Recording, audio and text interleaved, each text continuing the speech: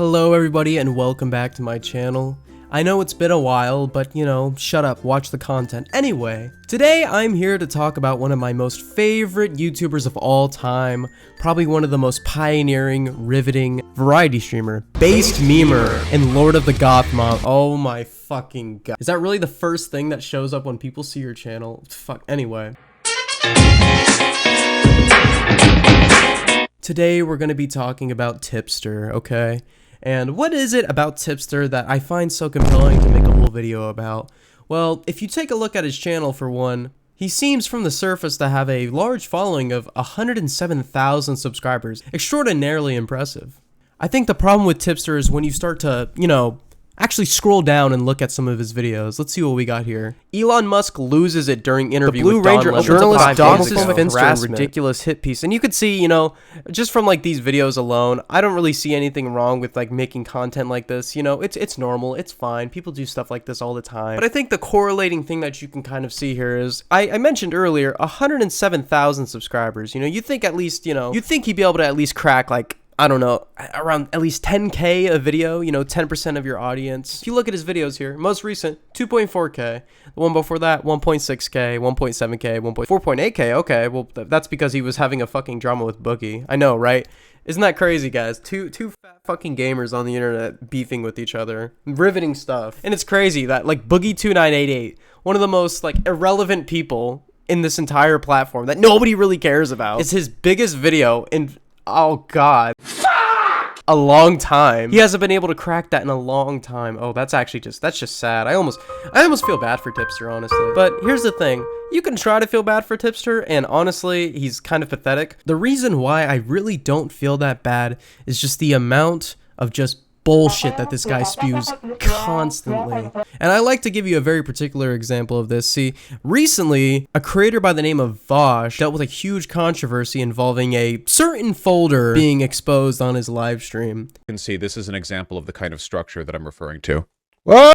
So it looked like he was trying to do his like taxes or like show like some like tax stuff to his stream, but something else popped up. Something very concerning popped up. Something that when he showed immediately caused him to, freak out a little bit and edge stream not too long after. And honestly, if I were him and that happened to me, I probably would have done the same thing. But the most important thing to glean from the sentence I just said is that I'm not Vosh, and Vosh is Vosh.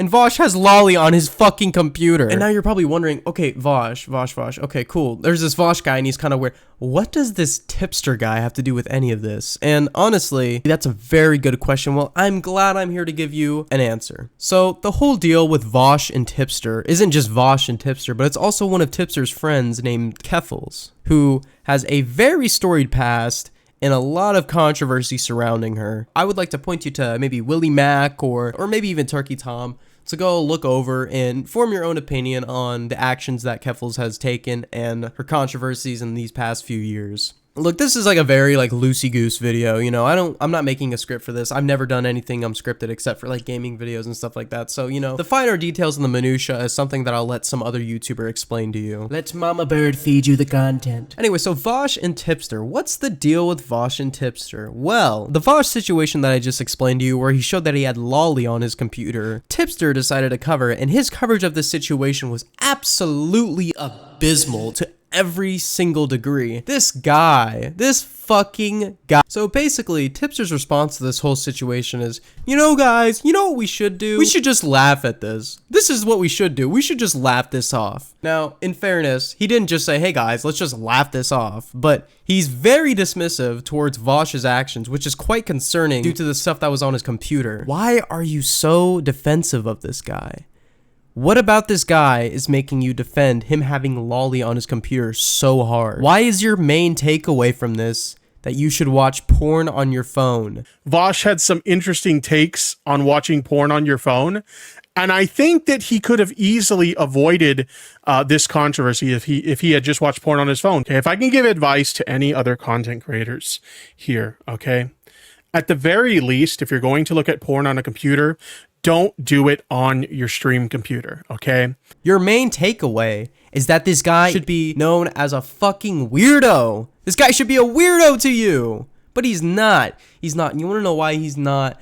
I don't know how accurate this is, But a lot of people are saying that it has to do with the fact that Vosh is left-leaning, Tipster and his buddy Keffels are left-leaning, therefore Vosh still good. We need to defend Vosh. We need to defend Vosh because he's on our political side of the spectrum, which honestly, if you ask me, a very level-headed, nice, smart, amazing person, that's not a good reason to defend someone for having lolly on their computer, okay? I'm sorry. I don't care what fucking part of the political spectrum you're on. You should not be defending anybody who has anything like that on their fucking computer, okay? And it's really sad to see this happen because you see this dude and you see how hard he's coping about all this. It's honestly just sad to watch this happen. Even more recently, this guy buried himself so hard. He died on Lolly Hill so hard that he had to contact YouTube as to why his channel wasn't showing up when people searched for him. It was all just videos relating to the drama that he got himself into with Vosh. For the longest time, his channel wouldn't show up and it would just be videos criticizing him. And when he got a reply from YouTube, they were basically just saying, yeah, everything's working as intended and you're irrelevant. That's not what YouTube said, to be fair. That is not what they said. But if you read it in a very roundabout way, it kind of sounds like that's what YouTube's saying to him. So, like I said, it's kind of very easy to feel bad for the guy, but then you have to remind yourself, wait, no, this guy has defended lolly. Oh, wait, hold up. What's that? What's that? What? Oh my god, are you serious? Shit, ugh. So, as it turns out, this isn't the first time that this has happened. This isn't the first time that Tipster has defended lolly. I'm sorry. In his case, he won't say that he defended lolly. It's Shota. Because that makes it any better. And for those of you who don't know what Shota is, I'll just put a definition on screen. Boom. There you go. Basically the same fucking thing. So, yeah. I find it very fucking weird that this guy, I don't even know how to describe him, dude. I don't know how to describe him without getting banned or anything like that. But I just find it very concerning that these people come out and try to defend actions like this. And it's usually under the basis of some political leaning or some, like, friend of my friend kind of thing. It's disgusting. I think more YouTubers, especially smaller aspiring ones, in order to make it in the platform and not bury yourself, is to be fucking honest and hold your own and not give people outs just because you agree with like their certain opinions on certain things. But yeah, basically, goodbye. That was fun.